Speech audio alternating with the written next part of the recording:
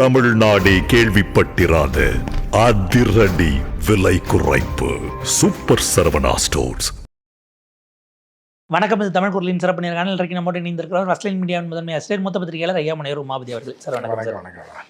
டெல்லியில் நிகழ்ந்திருக்கக்கூடிய பயங்கரமான குண்டுவெடிப்பு காலையில் வேறு இடத்துல 300 கிலோ வரைக்கும் வெடிபொருட்கள் பறிமுதல் செய்யப்பட்ட சூழல் இப்படி ஒன்று நடந்திருக்கு. பிரதமர் இந்த சம்பவம் நடந்ததும் போய் இதுக்கான கண்டன அறிக்கையை பூட்டானில் இறங்கி அங்கே பேசிக்கிட்டு இருக்காருங்கிறதெல்லாம் பார்க்க முடியுது.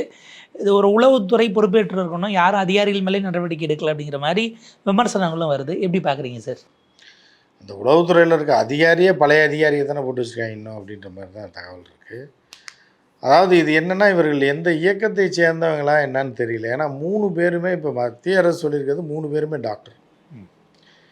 காலையில் ஹரியானாவில் ஒரு வீட்டில் 350 கிலோ வெடி மருந்து பிடிக்கிறாங்க. அதுக்கப்புறம் ஒரு AK-47 ஒரு சைனா துப்பாக்கி பிஸ்டல்லு, அப்புறம் இது AK-47 ரவைகள்லாம் பிடிக்கிறாங்க. பிடிச்ச அன்னைக்கு சாயந்தரமே பக்கத்துலேயே நடக்குது. ஹரியானான்றது டெல்லியோட அவுட்ரு தான் ஹரியானா, பேட்டர் நம்ம செங்கல்பட்டு மாதிரி தான். நாங்கள் பார்த்தீங்கன்னா 8 வே ரோடு வண்டி பறந்து போயிட்டு டெய்லி அங்கே போயிட்டு தான் வருவாங்க. இங்கே டெல்லிக்கும் ஹரியானாவுக்கும் போயிட்டு தான் வருவாங்க. ஸோ அது பிறகு இது அதோட அவுட்ரு ஏரியா. ஸோ அங்கே தான் பிடிச்சிருக்காங்க. ஹரியானாவுக்கும் டெரரிஸ்ட்க்கும் என்ன சம்மந்தம் இருக்குது அப்படின்னு பார்த்தா, இவங்க படித்தவங்களாக இருக்கான். ஏற்கனவே இருந்த அமைப்புகளை சேர்ந்தவங்களாம் படிப்பறிவு இல்லாதவனாக இருப்பான், மூளை செலவு செய்யப்பட்ட ஆளாக இருப்பான். ஆனால் இந்த 3 பேருமே பிடிப்பட்டவனும் டாக்டர். அவன் வீட்டில் தான் 350 கிலோ எடுத்திருக்காங்க, எல்லாம் எடுத்திருக்காங்க. அது ஒரு பக்கம் போயிட்டுருக்கு. அதற்கப்புறம் நேற்று இதில் இந்த கார் பாம்பில் செத்தவனும் சஸ்பெக்ட் அப்படின்னு போட்டு அதுவும் ஒரு டாக்டர் தான் சொல்கிறாங்க. அவர்தான். இன்னொருத்தர் இதுக்கு மூல காரணமாக இருக்கக்கூடியவன் பிடித்து வைக்கப்பட்டிருக்கான்னு சொல்லக்கூடிய நபரும் டாக்டராக இருக்கான். அப்போ இவர்களெல்லாம் இயக்கத்தை அதாவது லஷ்கரி கடந்த காலத்தில் லஷ்கரி தொய்பாவாக இருந்தாலும் சரி, வேறு இயக்கங்களில் இப்போ இதில் இருக்கக்கூடிய ஜெய்ஷி முகமது போன்ற இயக்கங்கள், அது காஷ்மீரில் இருக்கக்கூடிய எந்த இயக்கமாக இருந்தாலும் எந்த விஷயத்தை செஞ்சாலும் நாங்கள் தான் செஞ்சோன்னு பொறுப்பேற்றுப்பாங்க. ஏன்னா அப்போ தான் அவன் வந்து கம்பெனி நடத்த முடியும். பாரு, நான் வசூல் பண்ண காசுக்கு அவன் கொடுக்குற ஆட்கள் பார்த்தியா நாங்கள் தான் பண்ணோம் அப்படின்னு சொல்கிறேன். ஆனால் இது இப்போ வரைக்கும் 24 ஹவர்ஸ் ஆக போகுது. கிட்டத்தட்ட 24 ஹவர்ஸ் ஆக போகும்போது எந்த அமைப்புமே பொறுப்பேற்றுக்கல. முதல்ல நேற்று கரடி விட்டாங்க, லஷ்கரி இது பண்ணாங்க, அதுனாங்க இதுனாங்க. ஆனால் எந்த அமைப்புமே பொறுப்பேற்றுக் கொள்ளவில்லை. 3 பேரும் டாக்டர். இந்தியாவில் மெடிசன் படிக்கிறான்னா பாகிஸ்தான்காரன்லாம் ஐடென்டிஃபிகேஷன் இது இல்லாமல் இங்கே படிக்க முடியாது, பேக்ரவுண்ட் செக் இல்லாமல் விட்டுருக்க முடியாது. 3 பேருமே இந்தியன் தான், 3 பேருமே காஷ்மீரியாக தான் இருக்கணும். அதுவும் நன்றாக படிக்கக்கூடியவர்கள். இவர்கள் என்ன கணக்கில் இவர்கள் இந்த டெரரிசத்துக்குள்ளே வந்தால் என்ன ரீசன்னு நம்ம பார்க்கணும்.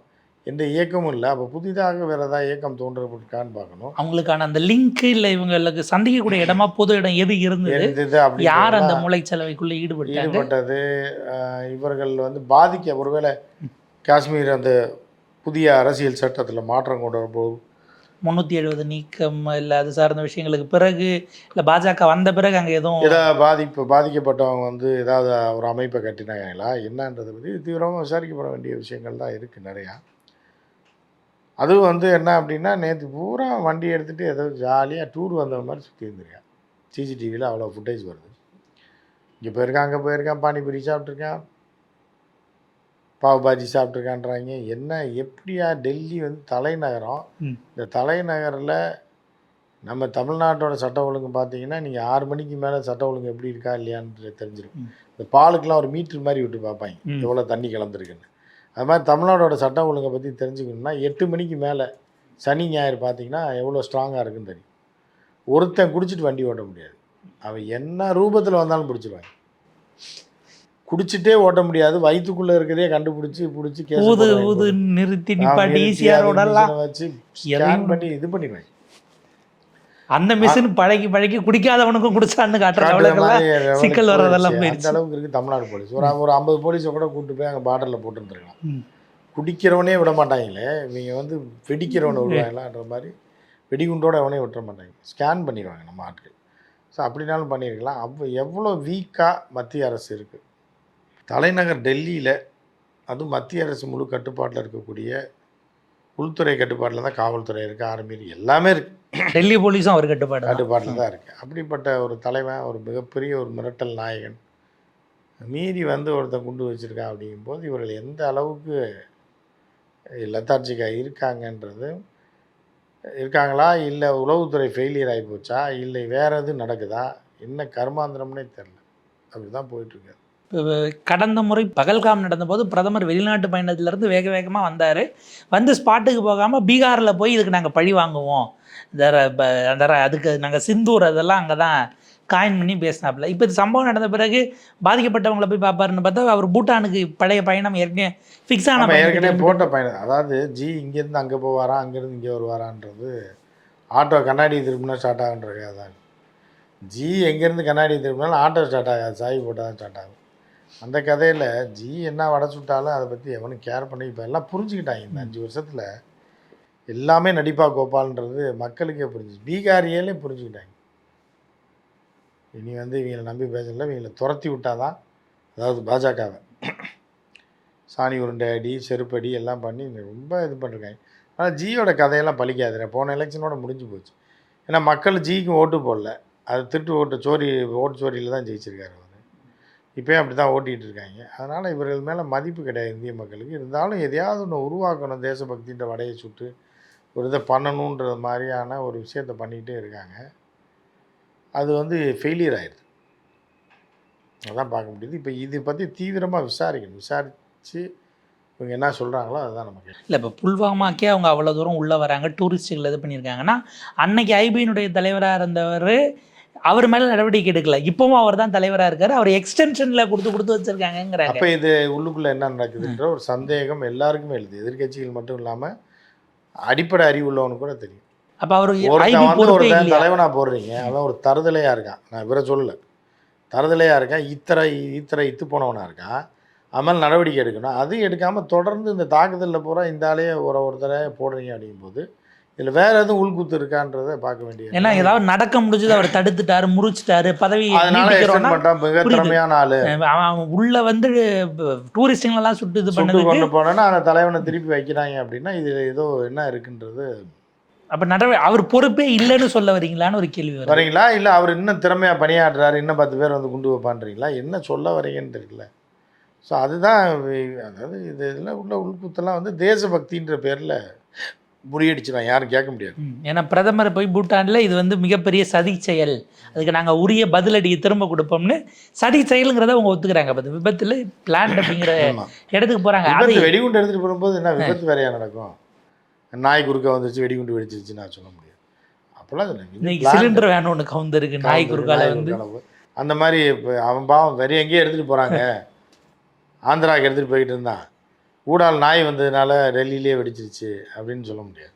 அதனால் சதிச்செயல் கொண்டு போய் ஏதோ மலையை வெடிக்கிறதுக்கு பாறையை வெடிக்க கொண்டு போனால் ஊடால் நாய் வந்ததுனால டெல்லியிலே வெடிச்சிருச்சுன்னு சொல்லலாம். இப்போ அதுவும் சொல்ல முடியாது. அப்போ அதனால் இதுக்குள்ளே என்ன உள்குத்து இருக்குன்றதை நம்ம ஆழமாக பார்க்க வேண்டியது, விசாரிக்க வேண்டியது. ஏன்னா இப்போ உரி அட்டாக்கோல் அதற்கு பிறகு புல்வாமாவோ எல்லாமே புல்வாமா, அது இது கார்கில், எல்லா தாக்குதலும் வந்து 9 தாக்குதல் கோபால் ஆட்சியில் தான் நடந்திருக்கு. நீங்கள் தானே கோபால் ஆட்சியில் இருந்தீங்கன்ற மாதிரி நீங்கள் வந்து பழைய கோபால் இருந்தப்பையும் நடந்திருக்கு, இந்த கோபால் இருக்கப்பையும் நடக்குது. 9 சம்பவம் நடந்திருக்கு. விமான கடத்தில் இவங்க இப்போ போன கோபால் ஆட்சியில் தான் நடந்திருக்கு. ஸோ அப்படி இருக்கும்போது இதுவும் பொய்யா கோபால்ன்ற மாதிரி தான் இருக்குது. அப்போ நம்பர் 2 இருந்தவருக்கு இப்போ தான் 98 வயசு ஆச்சுன்னு அத்வானி இருக்கார். அவர் எல்லாத்தையும் பார்த்துட்டு தான் இருக்கேன். மேலே இருக்கேன், பார்த்துருக்கான்னு பார்த்து தான் இருக்கேன். நான் செஞ்சதை அப்படி செஞ்சுட்டு 15 வருஷமாக இருந்தீங்க, நான் 15 மாதம் கூட இருக்க முடியல. ஏன்னா இந்தான்னு சொல்லி தான் அவர் ரொம்ப வருத்தத்தில் இருக்கார். இப்போ இதில் பாஜக என்ன பொறுப்பு எடுத்துப்பாங்க சார் அரசில்? ஏன்னா மும்பை பாஜக எதுக்கு பொறுப்பு எடுத்துக்கணும்? இது எல்லாமே காரணம் காங்கிரஸ் தானே. இல்லை சார், பாஜகவுக்கு இந்த குண்டு வெடிப்புக்கு என்ன சம்மந்தம் இருக்கு? டெல்லி போலீஸ் யார் கட்டுப்பாட்டில் இருக்கு? அது இருக்கலாம். இந்த தீவிரவாதி உருவானது எப்போ? 30 வருஷத்துக்கு முன்னாடி, 25 வருஷத்துக்கு முன்னாடி. அவன் பிறந்தப்ப காங்கிரஸ் ஆட்சியில. ஆமா, அவன் டேட் ஆஃப் பர்த் நடந்தப்ப காங்கிரஸ் ஆட்சியில தானே பிறந்திருக்கான். அந்த காங்கிரஸ் ஆட்சியில தான் வளர்ந்துருக்கான். டாக்டருக்கு படிச்சுதான் அப்பதான் ஆரம்பிச்சிருக்கான். இப்போ இந்த ஆட்சியில குண்டு வச்சுட்டான். பயங்கரவாதிகளோட தொடர்பு 12 வருஷம் முன்னாடி தான் ஏற்பட்டது. கடைசியா மன்மோகன் சிங் பீரியட்ல, இந்த 11 வருஷத்துல இல்ல. அப்போ ரெடியானவங்க தான் இப்போ வந்து தாக்குதல் நடத்திட்டு இருக்காங்க. மெடிக்கல் காலேஜ் படித்தப்பன்னா அவங்க ஆட்சியில் நீட்லாம் அப்படி வர பார்த்தாலும் மெடிக்கல் காலேஜ் கட்டின காலத்துலேருந்து அவனே வந்து காங்கிரஸ்காரன் தான். எப்படி தான் மெடிக்கல் காலேஜ் கட்டினதுங்கிறது. ஸோ அப்போ அந்த காலத்துலேருந்தே காங்கிரஸோட இந்த 40 வருஷம் 50 வருஷம் ஆட்சியில் தான் இந்த நாடு நாசமாக போச்சுன்றது தான் இப்போ தெளிவாக தெரியுது. அவர்களால் உருவாக்கப்பட்ட தீவிரவாதிகள் வளர்ந்து வந்து இன்றைக்கி இவர்கள் அட்டாக் பண்ணுறாங்க. இல்லை, இப்போ தாஜ் ஹோட்டல் மும்பையில் தாக்கப்பட்ட போது அன்றைக்கு பிரதமராக இருந்தவர் ப்ரெஸ் மீட் கொடுத்தாரு, விளக்குனார் தோல்விகள். அன்னைக்கு இருந்த உள்துறை அமைச்சரை பதவி விலக வச்சாங்க, இவ்வளவு நடந்தது. அன்னைக்கு குஜராத் பிரதமராக இருந்த நரேந்திர மோடி போய் அதற்கெல்லாம் மனமுருக அப்படியே பேசி இந்த நாட்டுக்கு ஒரு விடிவு காலமே இல்லையான்லாம் ப்ரெஸ் மீட் கொடுத்தாப்புல. இன்னைக்கு இருக்கிற பிரதமர் ஒரு கருத்தாக சொல்லியிருக்கணும் இல்லை இந்தியாவுக்குள்ளே? இல்லை, பிரதமர் ஆகிட்டா கருத்து சொல்ல வேண்டிய அவசியம் இல்லைன்னு அவருக்கு யாரோ சொல்லி கொடுத்துருக்காங்க சின்ன வயசில். முதலமைச்சராக இருக்கும்போது கொடுக்கலாம், அவங்கள இருக்கிறோம். பிரதமர் ஆனதுக்கப்புறம் நீங்கள் பேசணும்னு அவசியம் கிடையாது. ரெண்டாவது, இப்போ இவர்களுக்கு முன்னாடியும் காங்கிரஸ் ஆட்சி தான் நடந்துச்சு, மன்மோகன் சிங்குக்கு முன்னாடியும் காங்கிரஸ் ஆட்சி தான் நடந்துச்சு. அப்போ தீவிரவாதிகள் பூராமே காங்கிரஸ் ஆட்சி காலத்தில் உருவானவனா? நாட்டில் ஒரு 6 வருஷம் வாஜ்பாய் இருந்தார்கள், அந்த நேரத்தில் யார் உருவாங்க? பார்லிமெண்ட்டே அட்டாக் பண்ணாங்க சார் அந்த டைம். அதுவும் காங்கிரஸால் உருவாக்கப்பட்ட தீவிரவாதி தான். பார்லிமெண்ட் பிரிட்டிஷ் கட்டலாம் இல்லை, தீவிரவாதி உருவானது 30 வயசு 40 வயசுனா அப்போ நேரு ஆட்சியில் இருந்திருப்பாரு.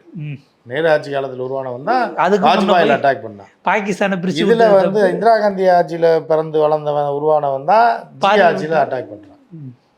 இப்போ இந்த சைக்கிளில் வந்து இன்னும் 25 வருஷம் ஆண்டா தான் முழு பொறுப்பு பாஜகவுக்கு வரும். புரியுதா உங்களுக்கு?